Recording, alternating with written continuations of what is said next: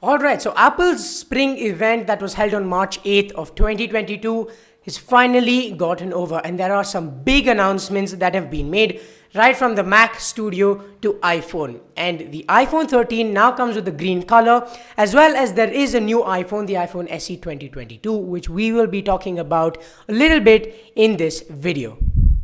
To start off, the iPhone SE is the most affordable iPhone that anybody can afford. And the main purpose of the iPhone SE is affordability, providing similar features as that of the higher end iPhones.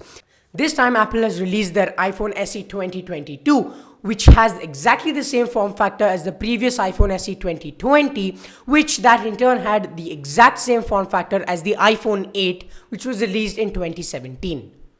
As I said, it does have an extremely similar design as that of the previous iPhone SE, but just a little more powerful, this time with 5G connectivity and world-class cameras. It starts off at a price of 43,900 rupees for the 64GB variant, 48,900 rupees for the 120GB variant, and 58,900 rupees for the 256GB variant.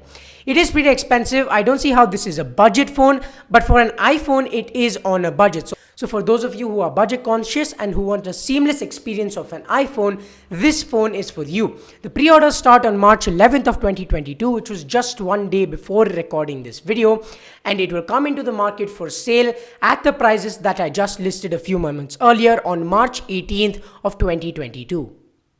It also comes with Apple's A15 Bionic chip, which is now being used even the iPhone 13. In fact, the A15 Bionic chip hasn't even been used in the previous iPhone 12. So this new chipset, along with the iPhone SE, is supposed to run with iOS 15, the latest internet operating system by Apple, and is supposed to provide a seamless experience for those of you who are on a budget wanting to buy an iPhone.